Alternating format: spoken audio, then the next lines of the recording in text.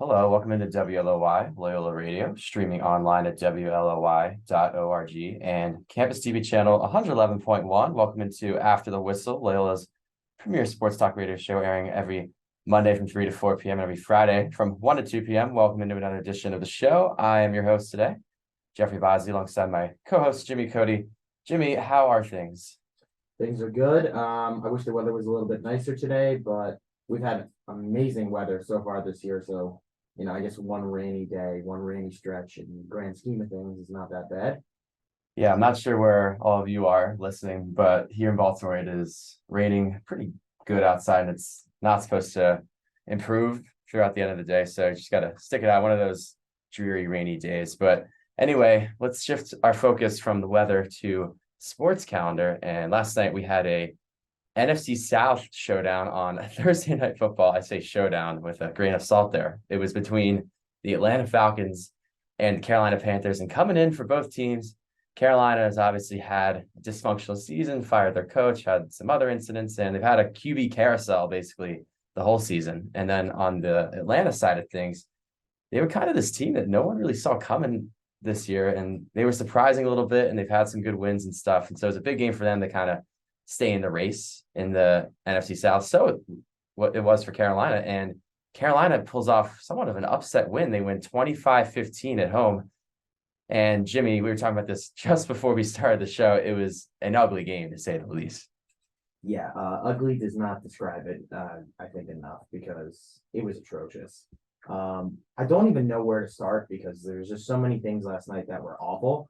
But I'll try and focus on the one positive. The Panthers ran the ball, I thought, pretty decently. And PJ Walker did not turn the ball over. That was also the key. That was why they won the game because, a lot of times I felt like the Falcons had a chance in this game and they just would continuously shoot themselves in the foot, whether it be with dropped interceptions. I mean, I've never seen a team drop so many picks.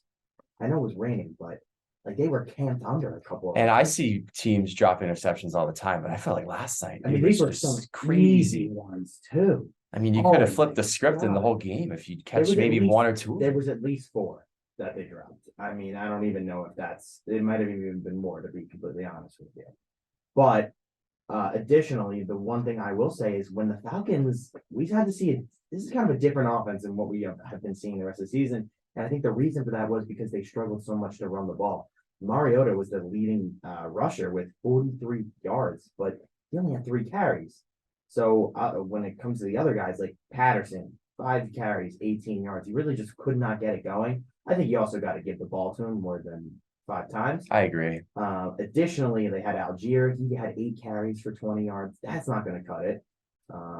It's just weird because like they just all these guys they really couldn't get like anything going. it's weird because collectively they ran for 138. You'd thinking, oh, that's pretty good night for any team. But yeah, it didn't really seem like anyone would bust out a long run. I mean, the longest run last night was 26 yards. The longest play Mariota for the Falcons was 28 yards. Yeah. And mean, you would think that you would have more of an opportunity to have some bigger plays, especially when you're playing a team like Carolina. No offense to Carolina.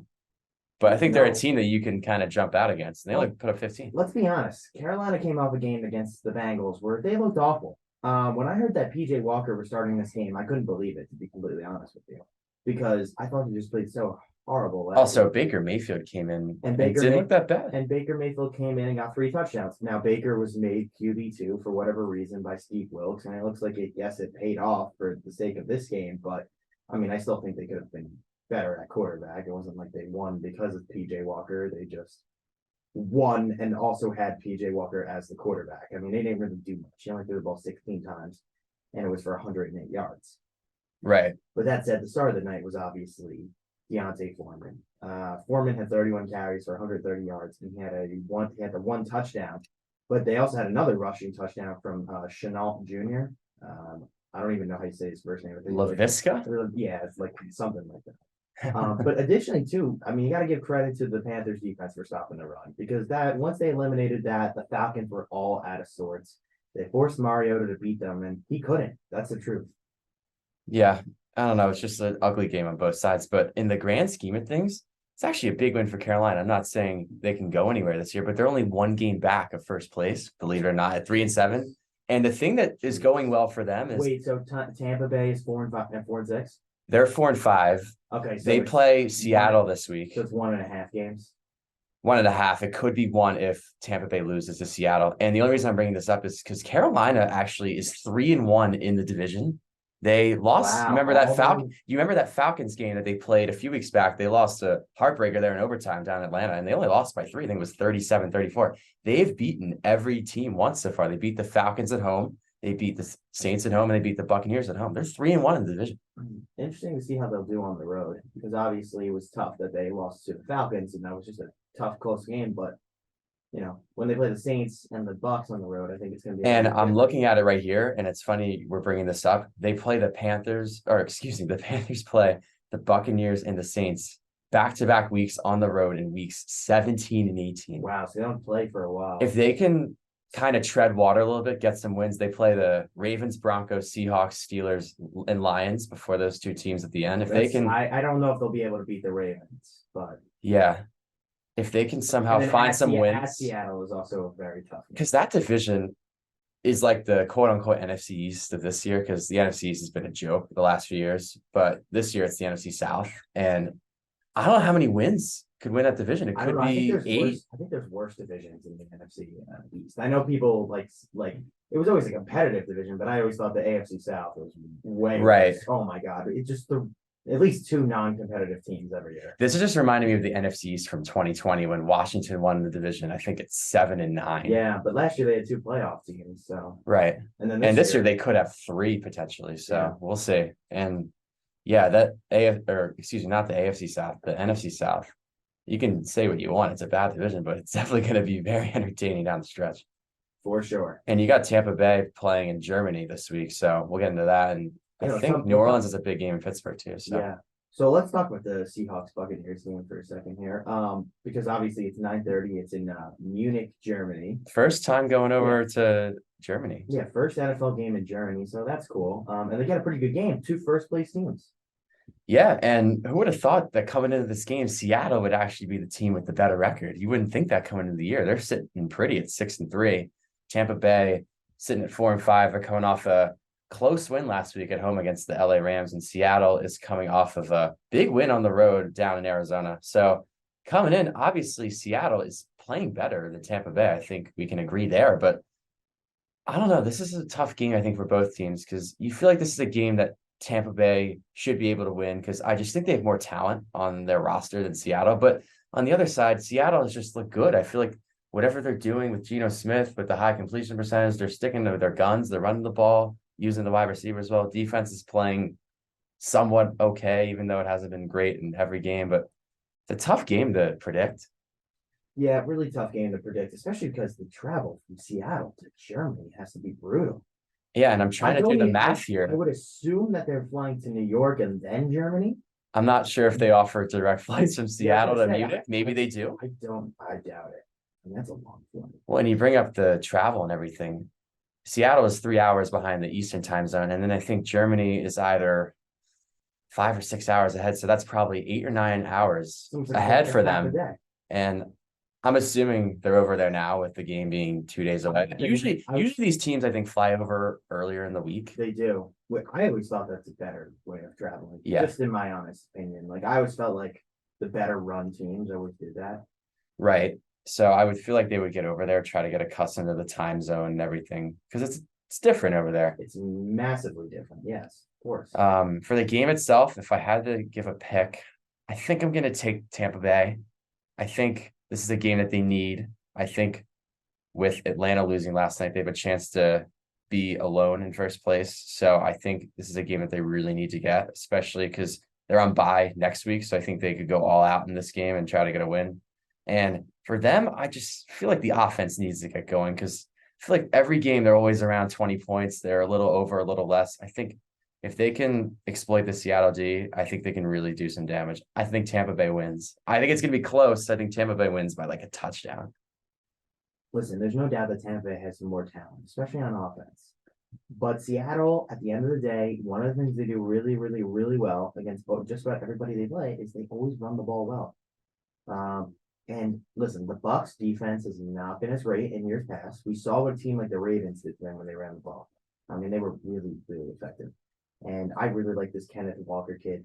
I think the key at the end of the day comes down to the Bucks offense because the Seattle defense has been a defense that's been up and down. They have gave up some points. They gave up a lot of points to the Saints. They gave up a lot of points to the Lions. But they have these good games where they're able to keep the teams that they're playing in control, and it gives their offense a chance. And that's really all they need out of it. But when it comes down to the Bucks, like they got to get out of their own way. They need big plays. They need the receivers to step up. You need Mike Evans, Chris Godwin, Julio Jones, get down the field. You need Fournette, run the ball effectively so you can get play action with Brady, so that way he can get some good, easy passes, and it won't take as much pressure on the O-line because they don't have to block for as long when, it's a play action pass and there's going to be a guy in a certain place and you either just throw it or you throw it away. And Brady knows that because he's a smart quarterback. But that is honestly the key for them is how effective is their offense going to be? Because if their offense is struggling, I don't really think that they have a chance of winning this game. Let's be honest. I don't. I just think the Seahawks offense has been good enough this season where it's going to just put up points. Yeah, I think it's one of those things where if Tampa Bay's offense is going right, they could score a lot of points. But when it's not going right, they run into a lot of trouble. They get behind the chains. They have long third downs. And I think the key for them is they need to come out aggressive early on. But speaking of a team that have some offensive concerns, and it's not so much how they're playing, it's someone's injury concerns. It's Josh Allen from the Buffalo Bills. They host the Minnesota Vikings on Sunday at 1:00 in Buffalo. And it's an interesting game because Minnesota coming in as the only one-loss team in the league at 7-1. And I know how you feel about the Vikings, Jimmy, but on the other side, the key story here is obviously the concern about Josh Allen's injury. I believe it's a elbow injury, and he has not practiced, I don't think, this week. He might have practiced early in the week, but he did not practice yesterday. And I saw a report today that he, I think, was unavailable for a certain portion of the practice today. I think it was open to the media or something like that. But definitely concerned for Buffalo Bills fans that Josh Allen's questionable for this game. And I still think if he plays, I still think they're going to be fine. But it's an interesting game because Minnesota at 7-1, you can say they've had some weird wins where they kind of just squeak by teams at the end, but 7 wins is 7 wins. So what are your thoughts going into this game? This is a big game for both teams to try to keep pace for contention with the 1 seed in both conferences. Well, I'll say this. I think if Josh Allen is hurt, he should not play. I don't think it's worth it because their next 2 games are against the Browns and the Lions, right? One of those games, of course, I think is Thanksgiving, the Bills and the Lions. Yes. So you could have Case Keenum play and win those games. So you don't need, if you lose this game and at worst case scenario, you are 8-3 in a couple weeks going into the Patriots game on a Thursday night, which would be their second consecutive Thursday night game after the Thanksgiving Day game. They would, I think they'd be in a good position. I think they would take that. So I don't really think this game is worth just throwing Josh Allen out there. And listen, let's be honest with ourselves. There's a lot worse backup quarterbacks that you can have than Case Keenum. Now, as a starter, take it from me, who watched Case Keenum for a whole year. The guy is not great. Like, he's gonna make mistakes. It's just the fact because he's not Josh Allen. Nobody is Josh Allen. But with the receivers they have, I don't see why he can't have a good combination and they can have a pretty good offense. Yeah, the Vikings defense is not like some ultra special defense where it's like one of the all-time greats and we need to be afraid here. This is a team that I think is pretty vulnerable and they've given up points in the past. They've given up big plays. They have some names out there like Patrick Peterson, but is there anybody that you're really afraid of on the Vikings defense? No, absolutely really. Not. And you know what the Bills, I think this is going to force them to do as a team. They're going to have to realize they have to run the ball a little bit more. They are so one-dimensional. So maybe a backup quarterback thing for them wouldn't be the worst thing in the world because you can get Josh Allen healthy and you can also still, I think, win games. So if Josh Allen's hurt, don't play him. But even if Case Keenum plays, I still think the Bills have a chance in this game for sure. Yeah, and you bring up running the ball. The thing with running the ball with Buffalo, some of these design runs are for Josh Allen. We know what he can do with his legs, let alone his arm. And if you have Keenum in there, you're obviously not going to have design runs for Keenum. So that could open up opportunities for other guys like Naheem Hines and Devin Singletary. Devin Singletary and Zach Moss. The thing with Keenum too, you bring up Buffalo's receivers, they have a host of guys that can make plays. I think if he can just put the ball where it should be, I think these receivers are more than capable of making plays. You talk about Diggs and Davis and Knox. I think those three guys has can a connection with Diggs already because he right in Minnesota. And the funny thing is they are playing Minnesota, so I think there might be some little bit of like revenge factor maybe here. Maybe he'll want to get back at one of his former teams. And then the only other thing I was going to bring up, they have some injuries on the defensive side. I'm talking about Buffalo, so we'll have to see if certain guys like Jordan Poyer and Greg Rousseau play. Actually, they were just ruled out, but Tremaine Evans and Kaiir Elam are questionable, so hopefully for their sake they'll play. But I'm picking the game. I think Buffalo wins if Allen plays. I do not think they win if he does not play. I'll just say that. I think Allen doesn't play, and I think the Bills still win. I do think the Bills have more than enough to still win. In Buffalo. Yes. Yeah. That is a big factor for them. It's a huge advantage because obviously they're playing outdoors. Minnesota plays in a dome. So I'm not sure if that's a huge factor anymore. But you brought up the Lions earlier because they're one of the teams that play on Thanksgiving. They play the Bills on Thanksgiving. And they have a divisional game this week in Chicago against the Bears. And coming in, these teams are not good. But I think this actually has the makings of probably one of the best Sunday games. I actually think this is a very evenly matched game. And coming in, Chicago's offense, I think, is the story here because they have just revitalized themselves in the last 3 weeks. They put up 33 in New England, even in a loss in Dallas. They lost by 20, but they put up 29 against the Dallas D, who's pretty formidable. And then last week, they lost a tough one at home against Miami, but they put up 32 points. So the last few weeks, Chicago's offense has really come to life. And then on the Detroit side of things, they're coming off a big win at home against Green Bay. So they're riding a little bit of momentum. So who do you like in this game? Because it seems like it could go either way. Listen, when I see Chicago's offense, one of the things that I can't help but get over is that they're just not effective passing the ball. Listen, this great resurgence that they had, it's all been tied to Justin Fields making some plays with his legs. And that's great and whatnot. But what happens when that's not there, right? The Lions, I thought, played a really good defensive game last time out. Aiden Hutchinson, I thought he played a pretty good game. He's had a few games here and there where he's been productive, but for the most part, I don't think he's kind of taken over as people in the Lions organization hoped he would, especially when you have, a high pick like that. You're expecting them to dominate. And he hasn't really done that. But I think the way that the Lions played last week, this can kind of be a momentum builder for them. I really wouldn't be surprised if the Lions won. I think a large part of that has to do with who plays. If DeAndre Swift plays, I really, really think that they have a good chance because when he's there, I think that's when they're at their best. Definitely a big playmaker for them. Yeah, helps Jamal Williams too. Yeah, exactly. It gives them like a good 1-2 punch for sure. And I mean, Jamal Williams, credit to him, he's been the leading rusher for this team with Swift out. He's been pretty good. Like he's had 8 touchdowns. He's rushed for 545 this year. He's had 8 touchdowns. Like that's a lot of touchdowns. Find a way to get in the end zone. Yeah, for a running back, pretty good. Especially one that wasn't even expected to be the starter coming into the year.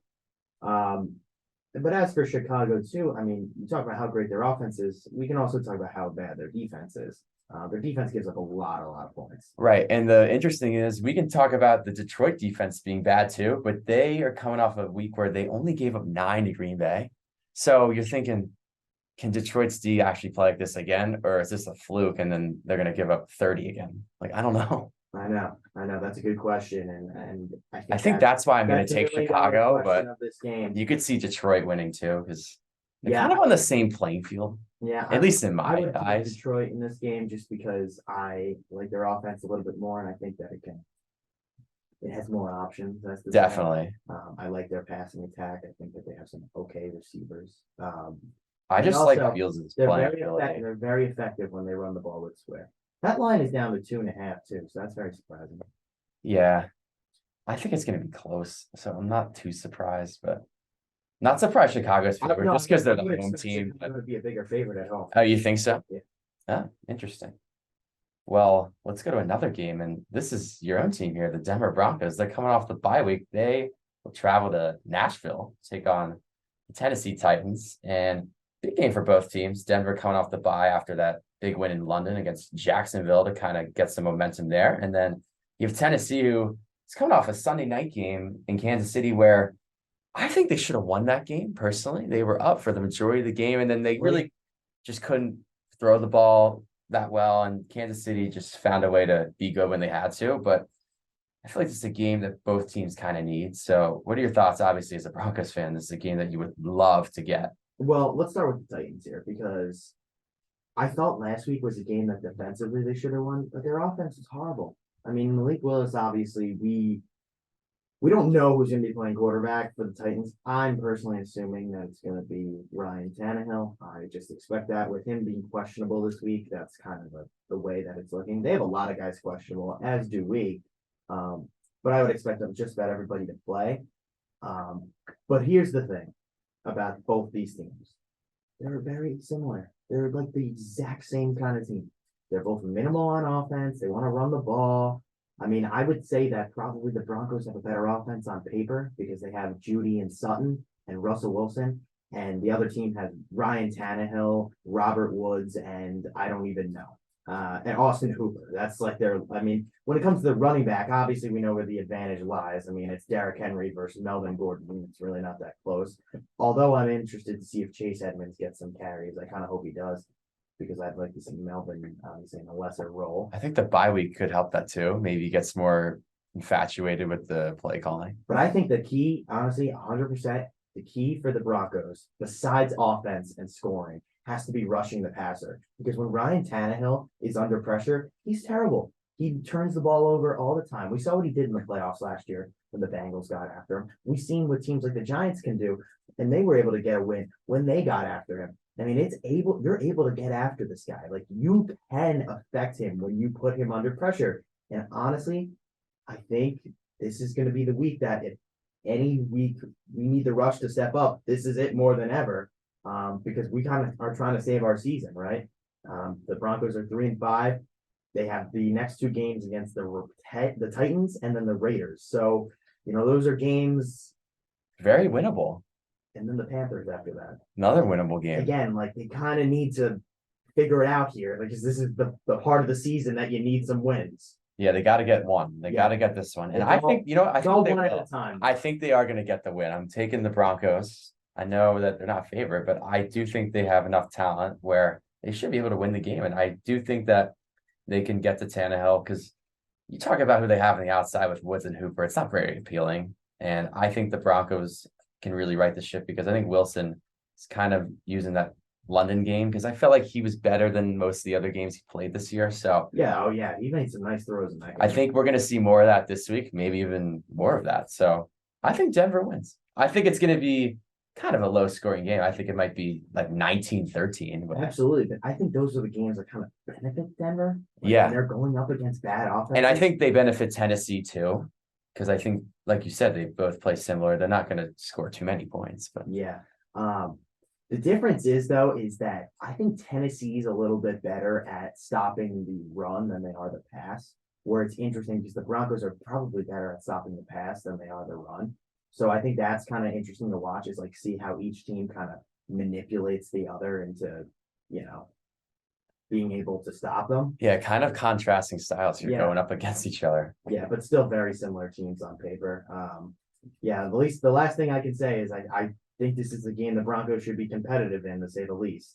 I think they will be. And then we talked about who Tennessee played last week. They were in Kansas City. And for that team, the Kansas City Chiefs, they're at home once again. They take on another AFC South opponent. The Jacksonville Jaguars will be marching into Arrowhead. And I think a lot of people are going to be talking about this game this week just because I would think it's pretty one-sided. I think a lot of people are taking the Chiefs. But do you think Jacksonville's any shot of keeping it close? Because I feel like these teams don't really play each other too much. And I feel like whenever they play, it's usually a blowout win for Kansas City. But what do you like here in terms of what Jacksonville can maybe do? And then, I don't know, what are your thoughts on the Chiefs right now? Because they're at 6-2, but I feel like there's some flaws there that they could fix. I could see this game being a little bit closer. I mean, I could see the Jaguars covering the 10.5. That's for sure. I think they can keep it within that range. Or now it's down to 9.5. And here's the reason why. The Chiefs aren't great at stopping the run. And that's the one thing the Jaguars do really well. Travis Etienne has been balling since he's kind of had a resurgence. Yeah, absolutely been balling since he has been the starter for them at running back. And the Chiefs, listen, we saw last week, they're not great against the run. They've really struggled against Derrick Henry, I thought. and they showed that they're pretty vulnerable. And listen, that kind of falls into the Jaguars' hands. Now, I don't know if the Jaguars' defense is going to be able to stop the Chiefs, so I think that's going to be a really, really big problem. Although the Jaguars have had some defensive games where they're okay this year, I give the advantage to the Chiefs in the end, but I wouldn't be surprised if the Jaguars are at least keeping it close for part of this, just because they run the ball so well and they're going to be able to control the clock. Yeah, and an interesting coaching matchup in this. So you got Doug Peterson and Andy Reid. They obviously have some familiarity with Doug Peterson playing for Andy Reid back in the day. And then, Oh, really? I yeah, actually did not know that. Andy Reid actually had Peterson on the Eagles roster. I think he was a backup. And then I think there was one instance where he had to start a game. I think it was an injury to the starter. I forget who the starter was. It could have been Donovan McNabb or someone else. But obviously, they both used to coach the Eagles too. So interesting coaching matchup here. And I believe that Reid, when he was with the Eagles, gave Doug Peterson a job on the offense. I forget exactly what it was. Some small job. I'm trying to read it here if it's in here. Yes, it says he was an offensive quality control coach. I'm not sure what that means, but that's what his job title was. So interesting coaching matchup there. I think Kansas City wins just because I think they have too much offense. But you know what? I do agree. I think Jacksonville can put up a fight. I think Lawrence and Etienne are the keys for Jacksonville. I think the key for Lawrence too, if he doesn't turn the ball over, I think it'll go a long way towards giving Jacksonville a better chance. Because when you see Lawrence mess around and throw these stupid interceptions, it Which he just does a lot. kills them. I mean, it would kill any team. I just feel like it especially kills the Jags. But gonna shift our focus down to South Florida. We got the Cleveland Browns taking on the Miami Dolphins, and I'm very excited for this game because I actually think this could be closer I think this is than people think. one of the best 1 o'clock games. And part of it is I just like the way Cleveland plays. Listen, I know they're not very good. They're 3-5, but coming off a big win last Monday night, or not last Monday night, 2 Monday nights ago. So they're coming off a bye when they crushed the Cincinnati Bengals 32-13. Obviously riding some momentum there. And we keep talking about how if they can just tread water, get back to 500, get close to it, and then they get Deshaun Watson, and he's somewhat like his old self, they can maybe make a playoff run late in the season. But obviously, that's a little far down the road. It's maybe 2 or 3 weeks down the road. And then you got Miami, and you've been a big praiser of Tua Tagovailoa, and they just don't lose when he starts. And I think he's a huge reason why I think people are going to pick the Dolphins. But what are your thoughts going into this game? Listen, the Browns get back Denzel Ward, and I think that's a huge pickup for them because they're going to need him, right? No doubt. They need somebody to cover Tyreek Hill or Jalen Waddle. So having him is very, very, very nice. And he's a good corner too. So I'm sure the Browns are happy about that. Now going forward, I think even if the Browns are able to limit the Dolphins offense, because I don't think they're going to stop them. They're not that good on defense. I think they're just able to limit them. If they are able to limit them at best, the question becomes then, what is the Cleveland offense going to be able to do? And the Cleveland offense to me is like hit or miss.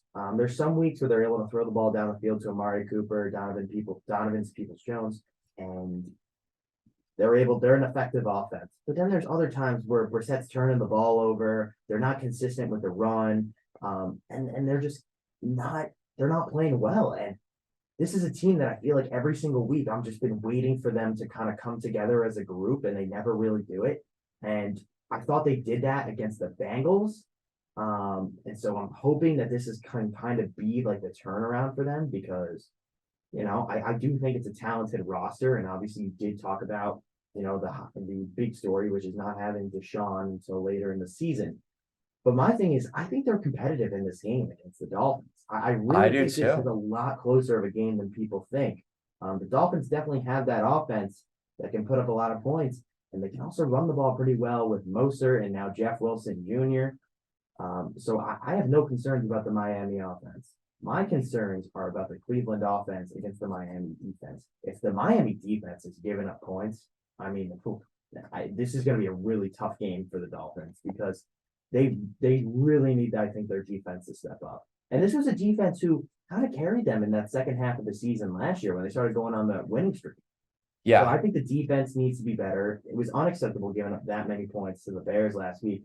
But we also may need to realize this defense might not be that good. And if that's the case, I would be willing to take the Browns. I mean, they gave up 27 to Detroit as well. And they've played well in certain games this year. I mean, they gave up, I think, a lot of points to Pittsburgh, but that was They gave offset a with lot of points up to the Ravens. They gave a lot of points up to the Bills. the Jets too. I forgot about the Jets game. They got 40 to the Jets. Yeah, that was obviously without Tua. That game was just a disaster. Yeah, But it's a obviously tough game. Tua to doesn't pick. play defense though. So Right. I would be surprised if the Browns find a way to get it done here. That's why I'm gonna pick them. I think at some point Miami's going to lose with Tua starting. I think it's gonna be this week. And no shade to the Dolphins. I think they're a great team. I think they're better than the Browns. I just think this is a perfect scenario where the Browns can come in and kind of control the clock, because I really think they can do that with the two running backs. And I think they're gonna just ride the clock, and I think they're gonna score on like a lot of their possessions, just because I think they're gonna get down like the 1 yard line and they're gonna punch it in. It's like that's how they play. Dolphins have a tough second half of the season too. They're gonna need this game. Like this is a game that they have to play well in. Yeah, they have some tough West Coast games coming up. Yeah, they play the 49ers at the 49ers. They play the Chargers at the Chargers. They play the Bills at the Bills. Those are three All in a games row. all in a row. All on the road. And then they welcome in the Packers. I mean, that's Christmas Day. That's interesting. Because we don't know what the Packers are going to be by then, but Right. They have a cupcake game in there against Houston, which they should win, but you never know. And then talk about the AFC East a lot in this show, how They good play it's been. They play the Patriots, yeah, like you the said. Patriots, Jets, those are tough games. Yeah. And I they're mean, going to need those games. for the Dolphins, I think this is when you have to win because you're going to have a lot of tough games coming up. But hey, if you're Cleveland and you can steal this game, I think you would be absolutely pumped because it doesn't get really too much easier for them either. But believe it or not, after this game, there's only 2 more games until Deshaun Watson is back. Yeah, if they can somehow get to 5-5, that would be massive for Cleveland. Yeah, they have some really tough games after this. They have at the Bills, and then they have the Buccaneers coming to town. Yeah. So, yeah, I think this is going to be a very interesting game. I think us talking about it a lot definitely shows that it's big for both teams. But another game that's not going to get a lot of attention this week, kind of on the quieter side, is the Houston Texans taking on the New York Giants, and coming in for both teams. Houston coming off a Thursday night loss to the Eagles last week. So they would definitely be well rested. And then you have the New York Giants on the other side. They were on their bye week last week. The week before that, they lost in Seattle. So they're definitely going to try to come in and get a win. Same with Houston. So I guess this is a game, Jimmy, you would think that the Giants would win, but is there any chance Houston can make it close? I mean, yeah, I think every game the Giants play is going to be close. Right. The kind of team that they are, and they're also obviously not going to have Evan Neal, their tackle. That hurts. Yeah, that's a big loss for them. We saw that too, that it was a big loss for them the last time they played against Seattle. Listen, if their offense looks like it did against Seattle, I don't know how you can't tell me the Texans are competitive in this game. But also, if the Texans look like the Texans, I don't know how you could tell me they could be competitive in this game. I don't really know what to say about either of these teams. The Giants are having a nice season, but the truth is when they can't run the ball, it's really hard. So they're going to need to just run the ball consistently and consistently effectively. Because if they're not effective with it, I really don't trust their offense. That's just the truth. I don't know if they have the playmakers on the outside to really make things happen if they're not running the ball. But as for the Texans, I mean, their offense is kind of, I feel like, getting a little bit better, especially with the way they've been running the ball. You know what? They didn't play too bad Thursday night offensively against the Eagles. They had some plays where they definitely were finding holes in the defense of the Eagles. And I think Dameon Pierce, he's the key. I think he is the key, but the problem, I think the other key is Davis Mills not turning the ball over. He turns the ball over so much. For his 10 touchdowns this year, he's got 8 picks to go along with it. Yeah. That's just not going to cut it. If they look like they did on the first drive of that game against the Eagles, if they have more drives like that, then obviously they can play with anyone. But there's a lot of injuries on both sides. Yeah, I don't know how high scoring this game will be either. So it's like, I think every drive in this game is going to matter. There's a lot of injuries for the Giants. Right. And same with the Texans. And they're both banged up offensively. You look at the Texans, you have Nico Collins, Brandon Cooks, and Dameon Pierce, all questionable. And then you brought up the Giants. Evan Neal is out. Daniel Bellinger, tight ends. I think everybody who you just named is going to, well, Brandon Cooks, we don't know about, but Dameon Pierce is going to play. Probably. And yeah, he's a key player. He was limited yesterday, so we'll see. That's kind of a red flag. He was limited, I think, last week. Yeah, he was limited yesterday. So we'll have to see how that turns out. And then Galladay on the Giants side, he's questionable. Obviously, he's done really nothing for them this year. He's had 2 catches, which is crazy because they gave him so much money. Yes. So Take the Giants. and they don't have Xavier McKinney either after Yeah. an ATV incident. So that's interesting to see what Right. the Giants are going to do defensively for that. I think the Giants will still find a way, but I don't know. I think the Texans will keep it close. It's like you said earlier, the Giants find themselves in a lot of close games. They definitely do. So I guess we're going to go to one more game before we take our break. And this is another game that I feel like is going to be under the radar just because these teams are not having the greatest of seasons. It's the New Orleans Saints traveling to Pittsburgh to take on the Steelers. And I'm actually shocked that New Orleans is favored.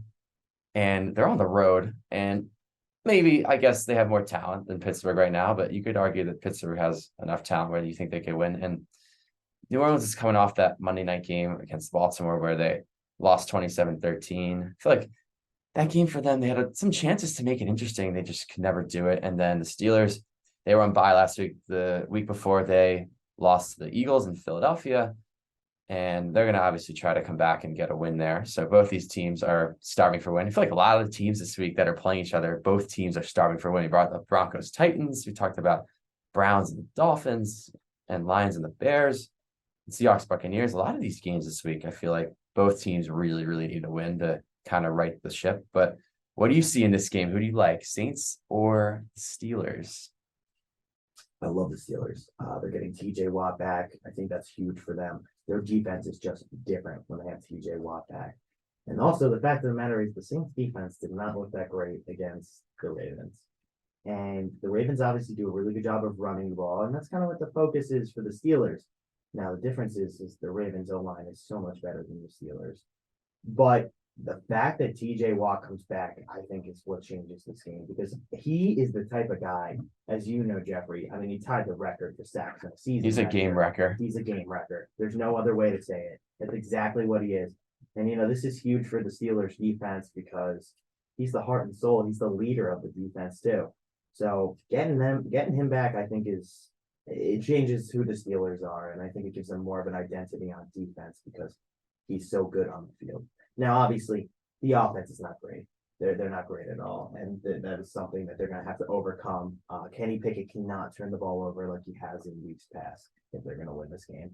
Yeah, I think the Steelers win. I think they win actually pretty comfortably. I think they're a type of team that can give the Saints some trouble. And I feel like the Saints have more talent on the roster. It's just I like how the Steelers play. And sometimes it doesn't really add up to wins just because, I don't know, I feel like whenever things go wrong for them, if Pickett's turning the ball over, which he obviously has, I think that's something that they need to keep an eye on. But I think they're going to find a way. I think they're going to run the ball with Najee Harris well. I mean, listen, they don't have Claypool anymore, but I feel like Deontay Johnson kind of slide in and really take over as that number one guy. And they also have George Pickens, too, who's played pretty well. Yeah, Pickens is a good Freiermuth has been reliable over the middle. So I think they have enough. I think they get the win. Anything else to add for that game? No, sir. So we're going to take a quick break here. We still have 4 more games from the Sunday slate that we'll go through, and we're also going to dive into some other topics as well. Stay with us. We will be right back.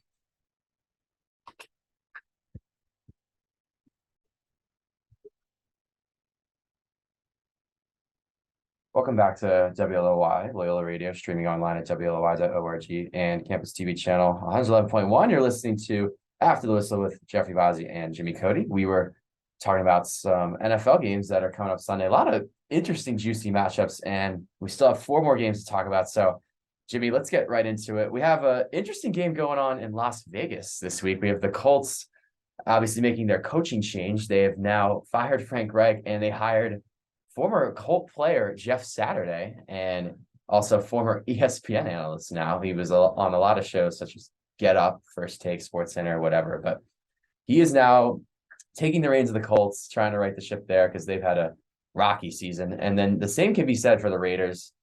They just have not looked good at all. They're probably one of the most disappointing teams this year at 2-6 with all that talent that they have on offense, and the defense is not really playing well. A lot of things have been going wrong for them. So who do you like? Who do you think rights the ship this week? Obviously, Saturday trying to come in, right the ship for them, and then the Raiders just trying to fix their internal problems.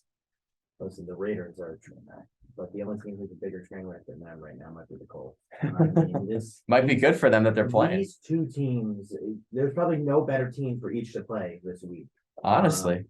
If you're looking for me to give you a pick, I don't know. I don't have one because they're both terrible, okay? The Raiders should win, hypothetically, because they have so much more talent. But the problem is they have so many injuries too. Waller's out, Renfro's out. I mean, they pretty much put a kibosh on the season with all putting these guys on IR because it's over for them. 2-6. It's not looking good. I think that it's a fair question to ask at this point. How much longer Derek Carr can really be the quarterback of the Raiders? Yeah, because he's definitely a good guy in the sense that he can do his job, I think, fairly well. It's just, can he get you over the hump? I don't know. I think that's a fair question. He's never won a playoff game.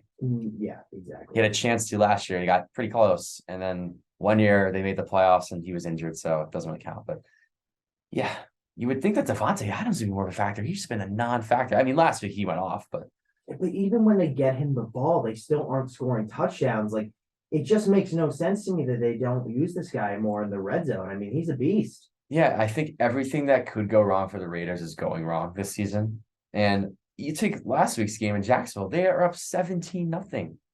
And they're still unable to hold the lead against the Jags. No offense to the Jags, but I think that's a team where if you get a big lead, you should be able to hold it. Considering they're a young team. Well, that doesn't even begin to talk about the problems they have. Yes, their defense was horrible. They ended up cutting Jonathan Abram. I don't know if you Right. saw that. I did see that. Yeah, and he was a first round pick. Well, I mean, now the focus is really on two guys, I think. Carr and Josh McDaniels. 100%. I would think one of them has to be more than likely gone. I don't know if this season, but hey, in the future, you have to be considering getting rid of one of them. This was a playoff team last year under Rich Bisaccia. Think about all the things they had go wrong for them last year. Off the field, They yeah. were a train wreck last year as much as they are this year.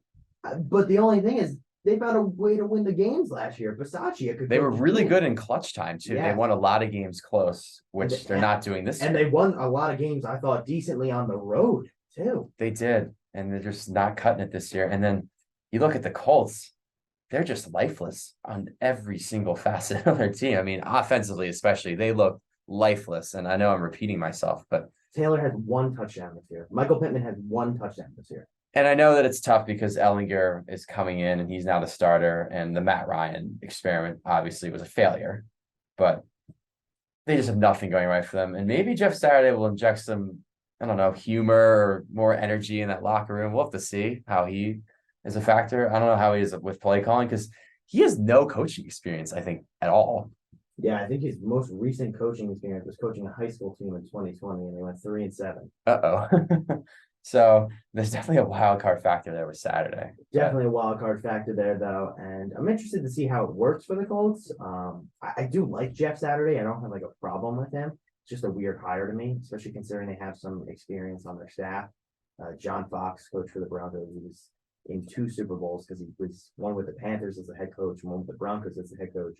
But he is not taking over. It's going to be Jeff Saturday, which I was surprised about. But hey, the Colts owner, they're in the upper quartile of the upper quartile of winning, according to him. So, we'll leave it with that. Yeah. So let's jump to another game in the 4 o'clock window. That's a 4:05 kickoff. This 4:25 kickoff. And I don't know if you've seen this on TV, Jimmy, but there have been so many advertisements for this game. Yeah, I know it's very annoying. And we're talking about the Cowboys and the Packers. And obviously, these are two very historical franchises for a lot of reasons. They both won a lot of Super Bowls. But coming in, Dallas has looked pretty formidable at 6-2. Green Bay's had an awful season at 3-6, completely unexpected, I think, from a lot of fans. But I think the story here is just the offense for Green Bay has never really gotten going this year. They've shown signs early in the year that they could maybe offset the loss of Devontae Adams, but they really haven't. And they haven't really translated that to wins. And Dallas is kind of finding their rhythm again at 6-2. Dak Prescott's kind of getting more experience because he missed some games with that injury. But this is definitely a game that Green Bay would love to steal. Absolutely. This is absolutely a game that Green Bay would love to steal. And I've kind of been waiting for Green Bay to wake up. I've been waiting week after week after week after week. And listen, I don't know if this is the week for them. I mean, maybe it is. This is obviously a big game. But they played good. They played a big game a couple weeks ago against the Bills. They didn't wake up for that one. So I don't know how I'm supposed to expect that they're going to wake up for this one. They didn't wake up against the Lions. So how am I supposed to expect they're going to just wake up for this one? Obviously, you ask me who's the better team. I'm going to say the Cowboys. But here's the one problem. Rodgers has never lost to the Cowboys. Yeah. And a lot of people I've seen on some ESPN shows, either yesterday or today, a lot of them actually pick Green Bay. Maybe just in the sense that they got to get a win at some point. They have more sense of urgency. I'm still taking Dallas, though. Yeah. They're just better. At least right now. I think Green Bay can play up to The their talent caliber. level is not close to me at all. Like the Cowboy defense is so much better than the Green Bay offense. It's not even close. And also, when we look at the Cowboy offense, I mean, they got some real players on their team. They got CeeDee Lamb, they got Tony Pollard. I mean, these are guys who can play when they get the ball in their hands. They can make big things happen. They have Dak Prescott as quarterback, so it's not like they have anything to worry about there. Yeah. Their O-line's pretty good. I mean, everything is saying Cowboys, Cowboys, Cowboys. It's just a question of, is Rodgers going to just work some magic and find a way to just beat them again? Because, like I said, it's also a revenge game for him, and it's also a revenge game for Mike McCarthy because he was the former coach of the Packers. And I believe this is his first trip to Lambeau as a It is. visitor. It is his first trip to Lambeau. And listen, to say the energy is not, it's a shame the Packers don't have a better record because there could be some awesome storylines for this game. But I don't know, the Packers are due for a win, so I would not be surprised if they won this one. Just because I could just see Rodgers working some magic. Also, but I can see the Cowboys that look better on paper. Yeah, and there's no way Rodgers is going to play as bad as he did last week. It's just not going to happen. I think the question is, listen, he's going to put the ball where it probably needs to be 9 times out of 10. It's just, can the receivers on their end go up and make plays? I think that's a big question mark. I do think Green Bay can win. I'll take Dallas as the safe pick, but wouldn't be surprised if Green Bay gets a big win to kind of right themselves a little bit. So I was going to briefly shift to the West Coast very quickly. We have 2 games that we haven't covered yet. I guess we can go quickly for this one. We have the Cardinals and the Rams facing off in LA. Both teams horrible. Are not playing well this season. The Rams kind of having a long Super Bowl hangover, and the Cardinals are just dysfunctional because I don't know if it's Kyler Murray or Cliff Kingsbury or whatnot, but not a lot of things have gone right for both these teams. So who do you like? I'm going to take LA just because I think they're better, just top to bottom, but could see the Cardinals making it close, maybe winning. I don't even know where to start. I don't either. Both these teams are just terrible. That's why I'm going right to the pick. I don't know if I can take the Rams. I actually might lean Cardinals. Yeah. And that's saying something because I think the Cardinals are atrocious and Cliff Kingsbury needs to go. The one common thing here that both teams share is they both have superstar wide receivers. So I think that's going to be. But the Cardinals also have so many guys out on the O-line. Like they have so many injuries there. I don't know how I'm supposed to expect they'll be functional. Right. And LA doesn't really run the ball well. So it's a lot of pressure on Stafford to make some plays. He has a concussion, so we don't even know if he's going to play. Right. And Cooper Kupp's banged up too. Yeah. The O-line's terrible. And the defense is whatever.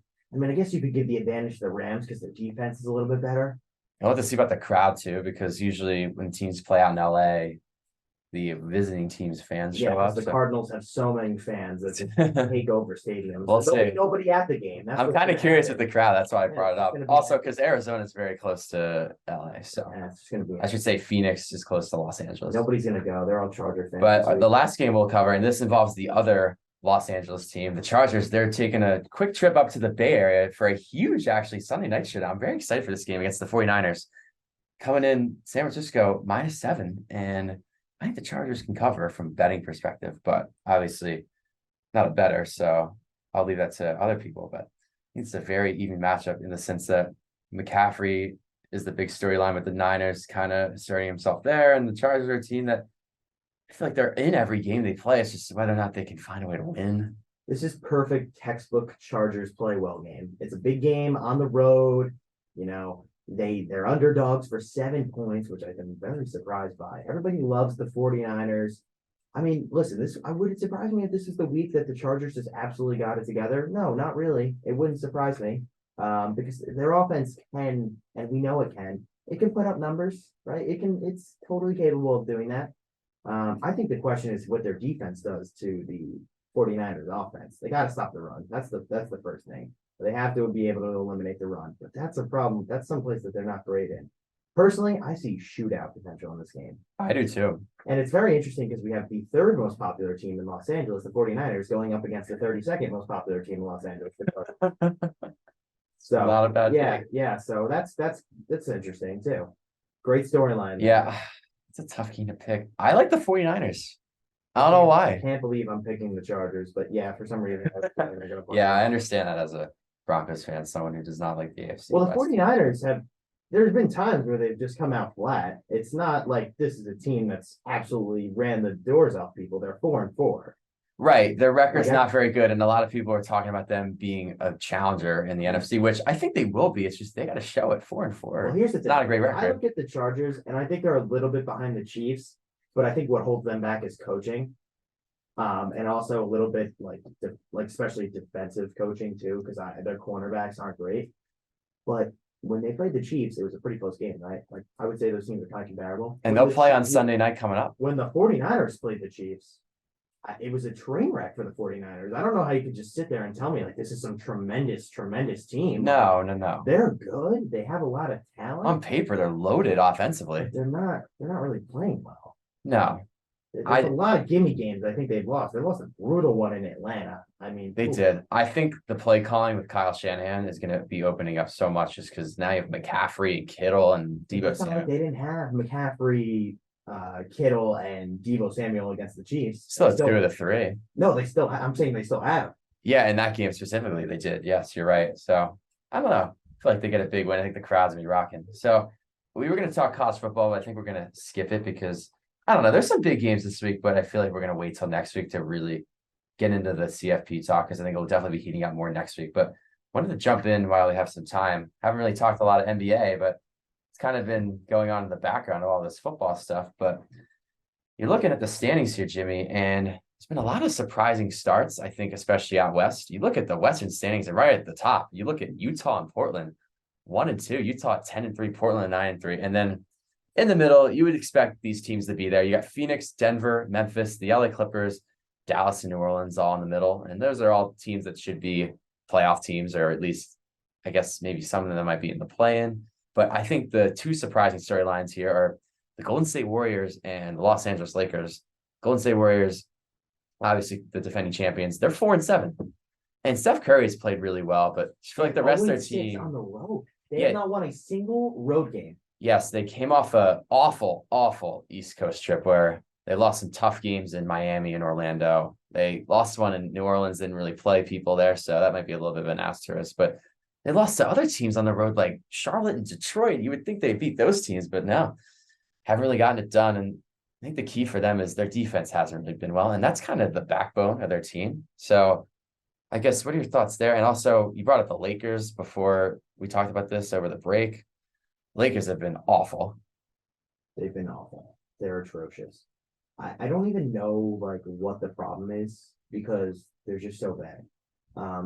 I think it comes down to the talent around LeBron is there's some good pieces, but especially when you get to the bench, there's a really big fall off. And I think that's kind of where they lose these games. And I think the other problem that they have is if you take LeBron and AD off the court, there's not really a guy where you can give the ball to and that person can just go get a bucket. Now, you would think Russell Westbrook would be the guy, but we've known how much he's struggled over the last year or so. And I feel like confidence-wise, it's just not there. And they have other role players who are not bad. It's just, I feel like they're always good at one thing and they don't really do much other than that. I think Austin Reeves is a guy who can be a spark plug. He can kind of be their new Alex Caruso, but they have so many things going wrong for them. And sitting at 2-9, I mean, they're second to last in the West. LeBron's hurt. And LeBron's injured, so he's not getting older either. So that hurts. And with Anthony Davis's injury history, that is a question mark. So have to see if they can right the ship. But you go to the Eastern Conference really quickly. I know we have a minute or so left. There's not many surprises here. You have the Bucks at 10-1 at the top of the East. They are my pick out of the East this year. I'm feeling very good about that pick just because I feel like they brought back basically the same team. I think that's huge. Continuity is a huge thing in the NBA. And I think they're really showing that they're a very deep team like they have been over the last few years. But then you have other teams in the middle. It's going to be fun. You got Cleveland, Boston, Atlanta, Toronto, Washington. I really wouldn't expect Washington there. I mean, they're still awful. I mean, that team, I mean, some of the games that they've played, they've gotten blown out in. I mean, they really struggle to put up points. Like they have okay players, but they just, for whatever reason, against some nights, they just go ice cold out. So I don't know if you saw last night. It's funny you brought up Washington. Kyle Kuzma put up 36, and he actually said that the offense should be going through me. Yeah, I know. They've won 2 in a row. And when you have Bradley Beal on that team, I think it's an interesting comment to make. But I know they've won 2 in a row, but I mean, there's been some games where they were just like against the Nets, completely non-competitive, and that's not even a good team. Like the Nets are not a great Well, team at all. it's funny you bring up the Nets because really quickly before we end the show, I was going to ask you, what are your thoughts on the Nets? And I was going to briefly mention the Sixers too, because both of those teams are supposed to be contenders and they're both sitting at 5-10. The Sixers side, they're just not playing well, and it doesn't help when Harden's going to be out for a month and Embiid has been sick, and he played well, I think, the last few games, but they haven't really gotten anything right. And there's been some fire Doc Rivers stuff going on. So we'll see how that goes. But for the Nets, like what's going on there? Because obviously they made the coaching change. Kyrie's off the court issues have been the storyline. What are your thoughts there? They just need to stop the drama and just start worrying about basketball over there. I mean, there's got coaching changes. They got all this off the floor stuff. They need to just start focusing on their offense. I mean, the fact of the matter is, a lot of the guys who are there have not played well. And I'm talking about Ben Simmons, especially specifically. Kyrie has also not been playing that great when he's been on the floor. So you need some more, I think, out of those guys. And Durant, too. He's not the killer that he once was. So I think there's plenty of blame to go around for the Nets because I think that there's a lot of blame. But I will say, I think their big man issues are something that they need to find a place to like kind of work on that. I felt like when they let Jared Allen go, that was a really bad decision. And Nick Claxton is actually a very similar player to Jared Allen, but I don't know. He just lacks skill. Yeah, he doesn't have nearly the skill. Listen, he's got the heart. He's got the passion. He can go up and block shots and get rebounds, alley-oops, all that stuff, but just lacks scoring. But it's not just on Nick Claxton, though. I'm not trying to say that. There's so much blame to go around for this team. I think from the management to the owner to the guy to obviously KD and Kyrie. I mean, to Ben Simmons himself, he's been playing horrendous. I mean, how many games has he fouled out of?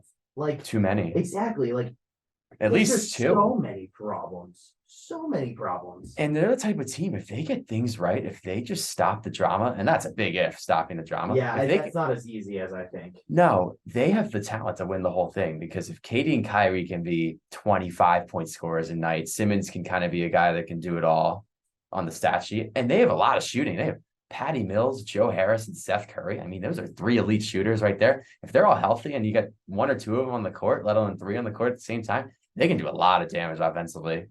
They're not great defensively, so that is a question mark, but they're a team we're obviously going to talk about more because I feel like they're always in the news. Same with the Lakers. But thank you very much for listening to After the Whistle. We'll be back on Monday talking some week 10 of the NFL and diving into some more stuff. So have a great weekend, and thank you again for listening.